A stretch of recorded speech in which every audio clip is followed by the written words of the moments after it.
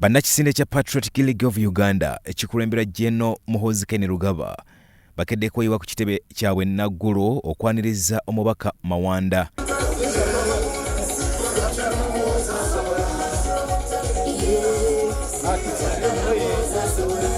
Ayaniriziddwa abakulembeze okuva mu bitundu ebyenjawulo.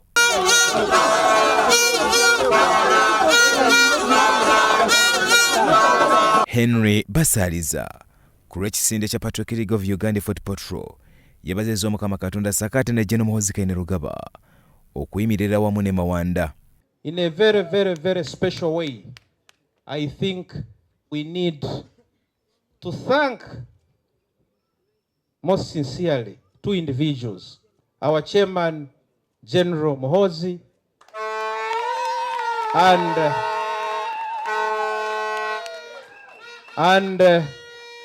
our General Secretary, Honorable Daudi Kabanda.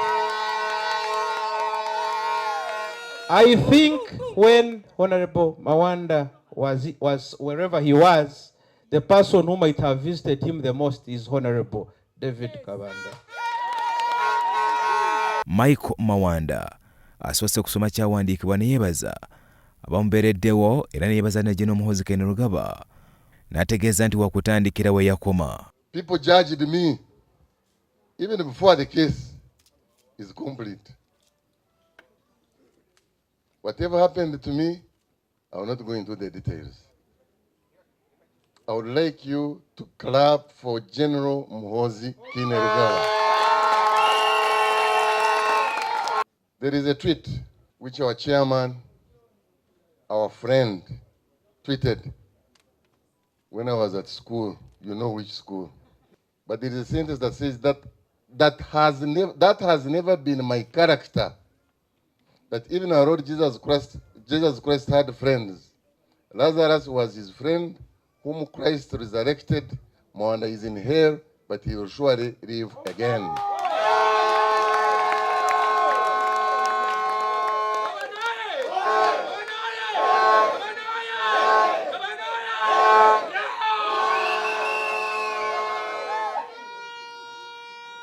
I will say this without any fear of contradiction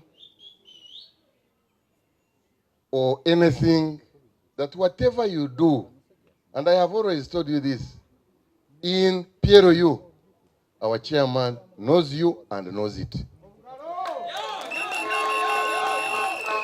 Omubaka David Kabanda yebazizza Katonda olwa Mawanda n'asekerera ababadde bamwogerera.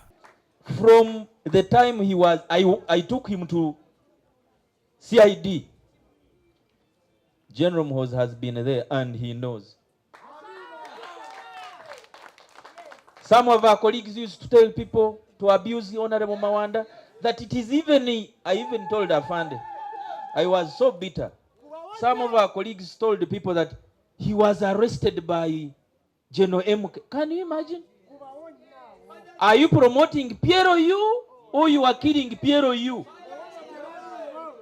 Because when you say, Honorable Mawanda as an individual has friends, when you say he was arrested by General Muhoozi Kainerugaba, so you are telling his friends to abandon General Muhoozi Kainerugaba. Honorable Mawanda has told me he has friends now that he knows. He has those after Twitter, he has those before Twitter, he has... You remember when Afande tweeted? They even gave him a tent in 2 tents, like these ones. Friends became many, started increasing. Bamuwadde ebirabe ebyenjawulo okumukulisa Ekkomera. Era nazze n'ente 2.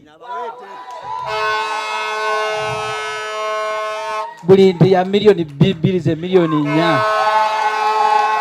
Olw'omukwano gwe tumulaze era mugenda kulaba tumuwadde ente. Tumwebaze Godfrey ne Eddie Nsubuga. Salt TV Omunyo.